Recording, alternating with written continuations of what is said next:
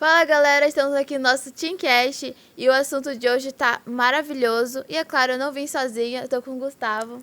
Oi, gente, tudo bom com vocês? Olha, 13ª lição desse trimestre, que foi um trimestre maravilhoso, Com Débora. certeza, Teve só histórias maravilhosas. lições incríveis, temas incríveis, e acho que não tinha melhor maneira da gente terminar esse ano, terminar esse trimestre, com a lição 13, com o título Libertação Eterna. A gente vai falar um pouco sobre isso, mas também a gente gostaria de saber um pouco mais sobre o nosso convidado que está aqui. Por favor, convidado, se apresente, diga o seu nome, de onde você veio. Fala aí pessoal, tudo bem com vocês? Me chamo Paulo Augusto, eu vim lá de Belém, da igreja do Marco 2, e a base lá é o Advento Team. Que legal! E quais foram as atividades que vocês realizaram esse segundo semestre?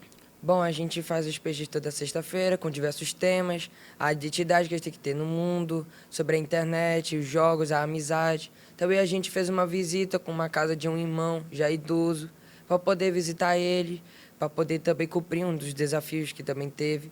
Também a gente fez atividades missionárias, entrega do livro, do Quebrando Silêncio, vimos a pregação, descobrimos algumas dicas de como identificar um agressor, alguém que quer más intenções antes de ocorrer a ação. A gente também fez outros desafios, enfim. Que bacana, vocês realmente foram uma geração ativa. Uhum. E bom, falando agora um pouco, eu queria que aparecesse aqui a foto da base dele, né? Mostrar essas pessoas maravilhosas. Isso, olha que lindas as pessoas, gente, que fizeram aqui várias atividades missionárias. Muito bacana, Paulo. E vamos voltando aqui para a lição. Qual é o tema da lição dessa semana? Bom, o tema da lição desta semana, pelo título já é Libertação Eterna, que já nos dá a entender que nós fomos libertados para algo eterno. E o tema que eu consegui da lição é que a lição começa a falar sobre nós, os jovens, principalmente, que Deus nos deu uma missão, né? De pregar o evangelho para todas as pessoas, para todas as gerações, e que nós fomos escolhidos especificamente para isso, porque nós já estamos acostumados, que é a nossa geração, e a gente entende a mente dos jovens, diferente já da geração passada, e também nos deu essa missão especialmente para isso. Então, o tema que eu consegui extrair da lição foi que Deus nos deu uma missão muito importante, que também é para fortalecermos a nossa fé, para quando Satanás vier com alguma artimanha, com alguma tentação contra a gente já estiver preparado para poder enfrentá-lo. Sim, então essa lição do final do ano fala também sobre o fim dos tempos, né? Sim.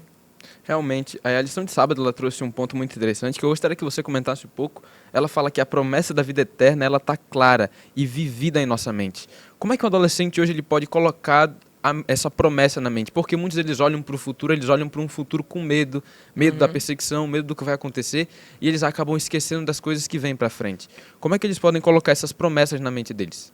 Bom, a Ellen White escreveu nos Ungidos que Deus vai estar conosco em qualquer situação que a gente tiver. Não importa a hora, o dia, a situação, o momento, não vai importar. Deus sempre vai estar do nosso lado.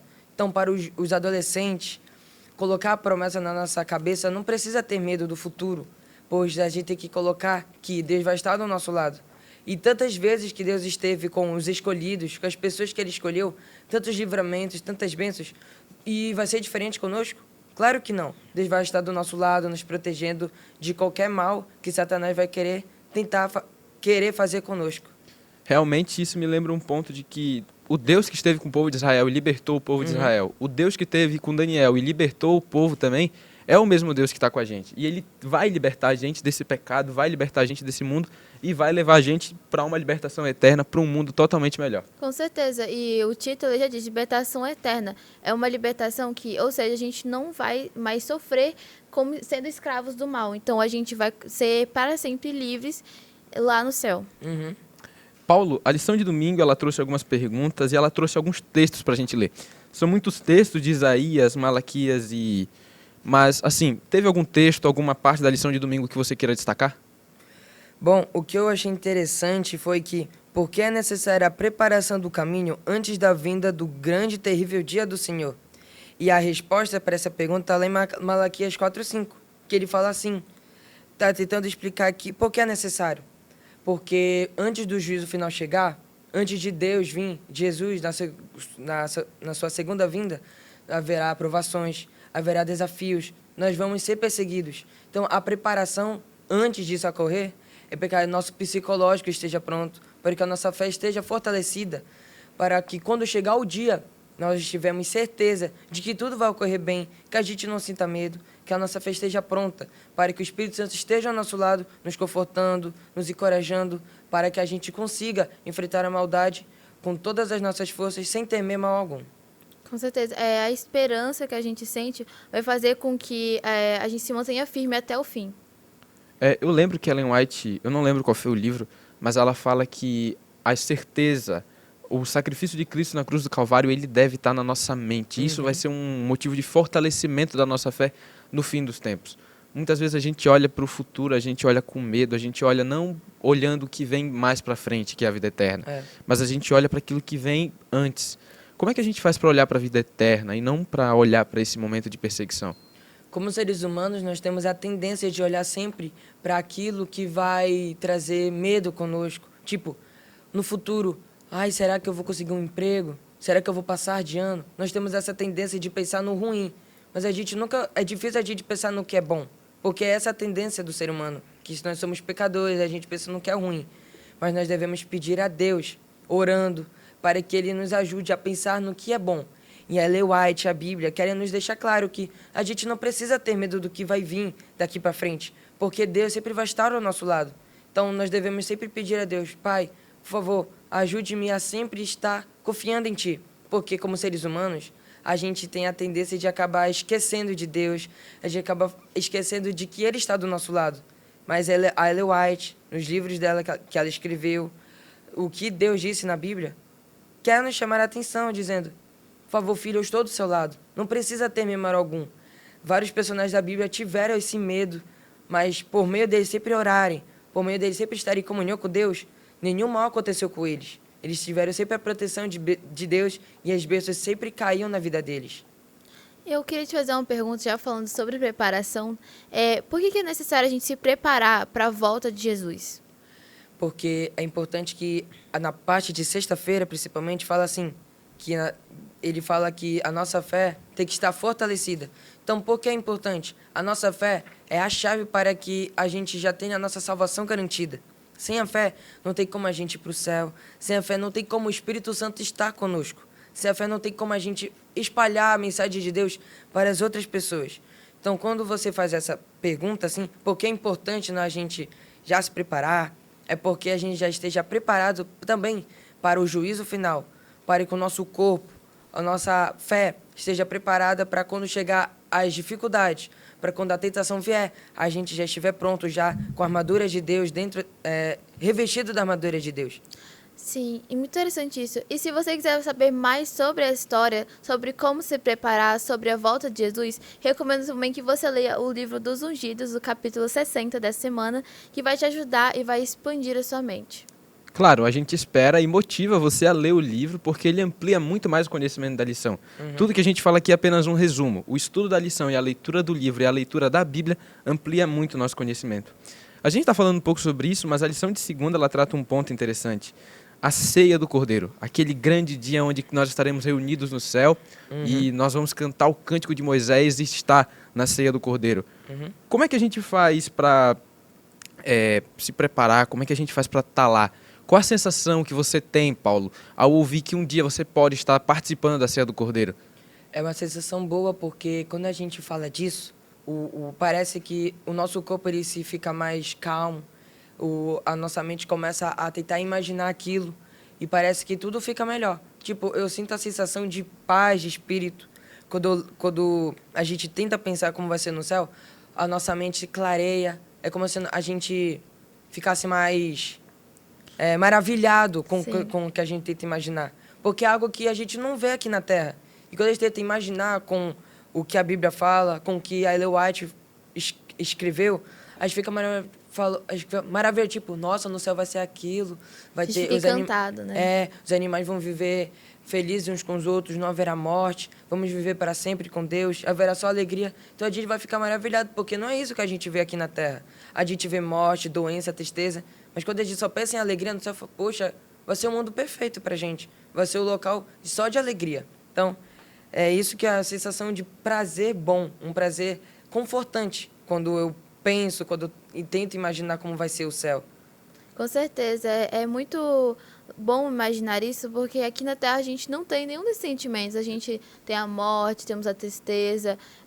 Então, quando você imagina em um lugar onde você não vai ter nenhum desses sentimentos ruins, você fica feliz, você tem a esperança de um dia chegar lá. Uhum.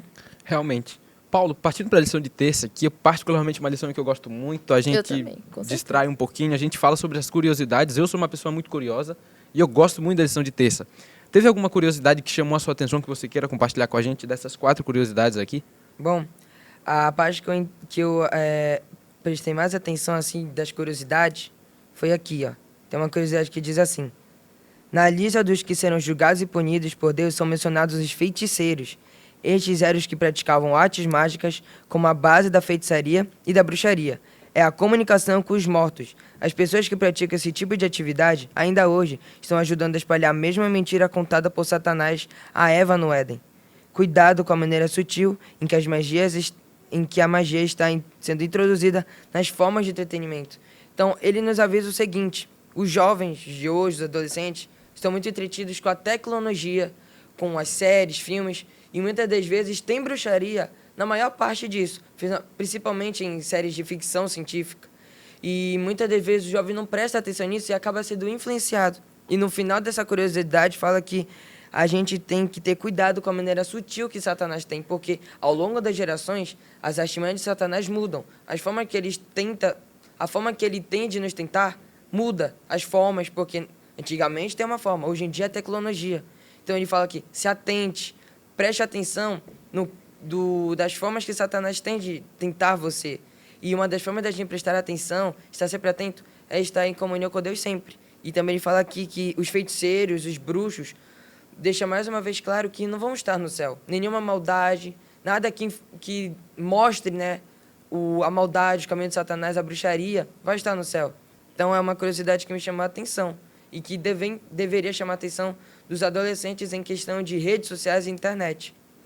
Realmente, porque, assim, tudo que a gente vê, escuta, lê, ele influencia na nossa forma de pensar e, consequentemente, na nossa fé.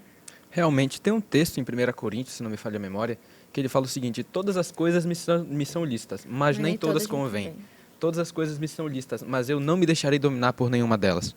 Hoje o jovem está muito dominado pela tecnologia. Hoje ele perdeu o domínio da tecnologia e deixou que a tecnologia dominasse ele. E é uma coisa que a gente sempre enfatiza, é que nós temos que ser influenciadores e não influenciados. Afinal de contas, nós somos uma geração ativa. E falando nisso, como é que o jovem ele pode ser um jovem mais atuante, a sair desse lugar de ser dominado pela tecnologia, dominar a tecnologia e através dela influenciar muitos jovens? Bom, tem várias formas do jovem poder ser ativo nas atividades que a Igreja Adventista propõe.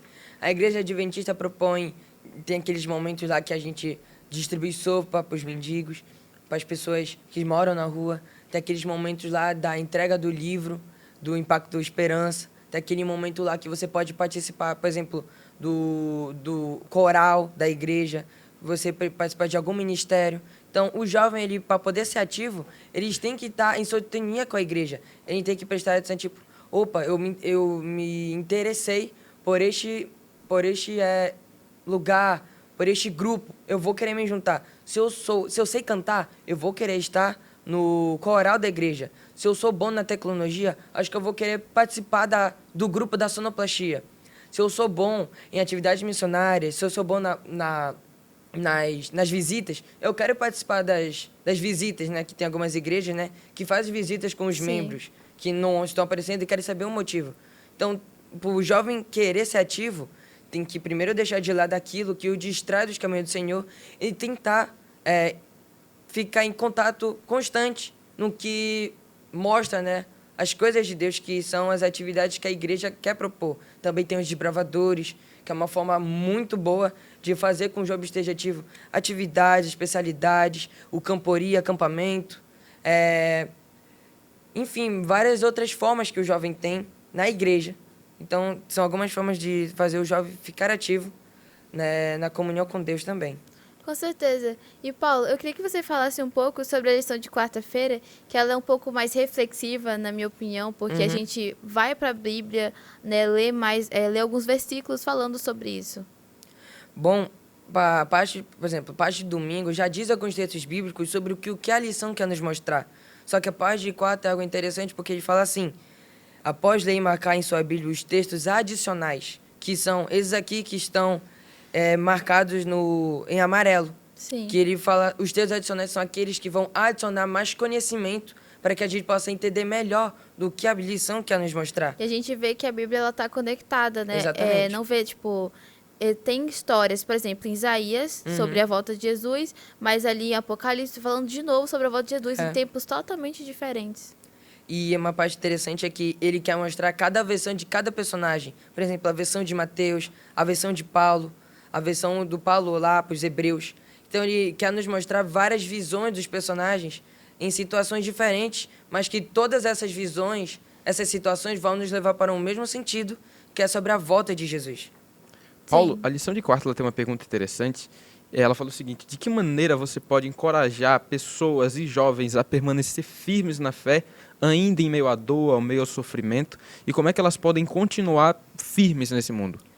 Tem muitas formas da gente conseguir evangelizar. Uma das formas que nós utilizamos hoje em dia para os jovens é por meio das transmissões, dos vídeos que a gente posta no YouTube, no Instagram, fazer com que o jovem veja, porque o jovem ele vê muito redes sociais. Então, quando o jovem vê aquilo, poxa, vou ver esse vídeo. É uma forma de evangelizar. E também é uma forma de fazer com que ele